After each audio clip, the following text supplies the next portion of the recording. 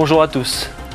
Nous sommes à nouveau réunis pour ce nouveau numéro de formation plasturgie pour étudier ensemble une des techniques d'extrusion des matières thermoplastiques. Dans le module Connaissance des techniques de transformation des matériaux thermoplastiques, vous avez découvert qu'il existait plusieurs procédés d'extrusion. Souvenez-vous. Les principales techniques sont l'extrusion gonflage, l'extrusion filière plate, l'extrusion de tubes et de profilés. Tous ces objets sont fabriqués par des extrudeurs. Cette branche de la plasturgie représente 150 entreprises, 7000 salariés et 300 000 tonnes de matière transformées par an.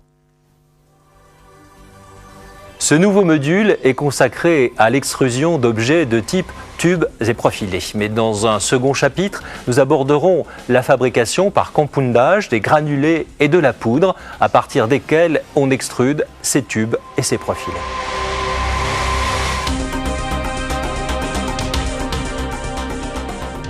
Dans cette première partie du module, nous allons donc nous intéresser à l'extrusion de tubes et de profilés. Pour mieux vous aider, voici le plan que nous vous proposons de suivre.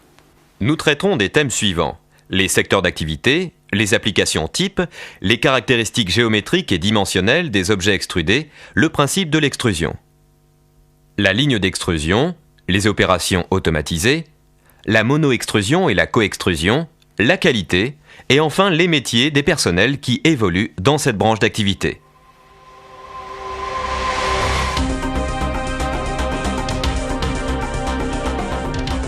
De nombreux secteurs d'activité emploient des tubes et des profilés réalisés par extrusion. Je vous propose de les découvrir.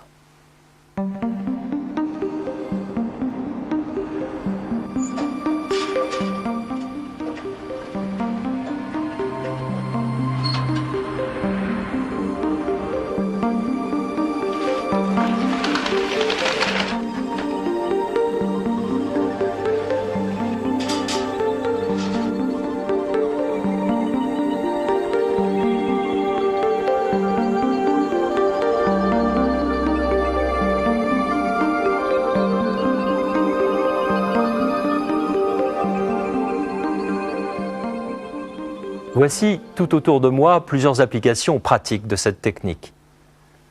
Ces tubes de différents diamètres ou ces profilés de sections plus ou moins complexes sont extrudés. Prenons quelques exemples. Dans le secteur du bâtiment, ces tubes ou cette gaine sont en polychlorure de vinyle rigide.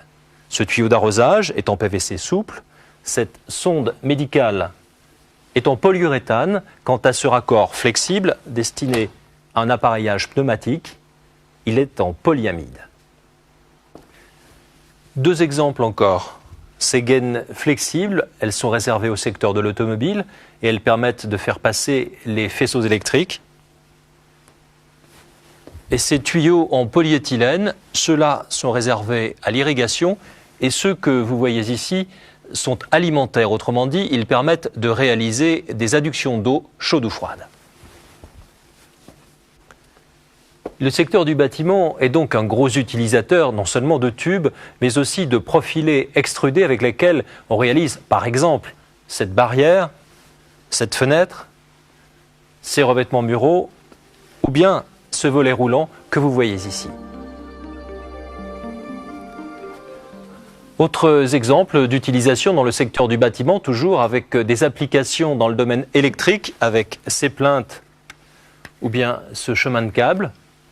Et pour finir, cette application réservée à la construction de locaux industriels, ce sont des profilés de couverture en polycarbonate naturel.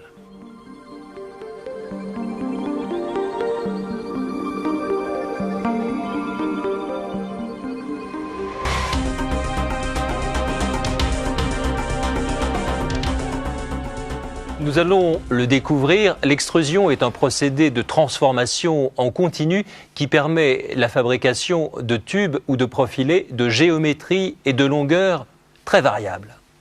Les extrudeurs ont pour habitude de classer ces objets en plusieurs catégories.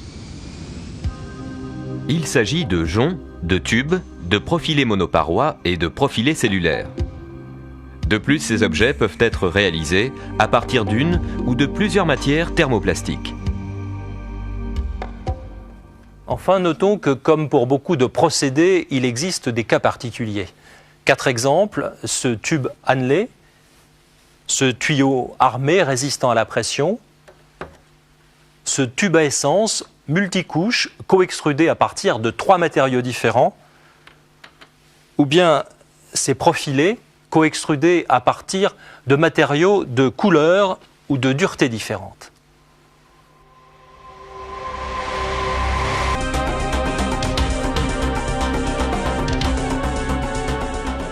Comme vous l'avez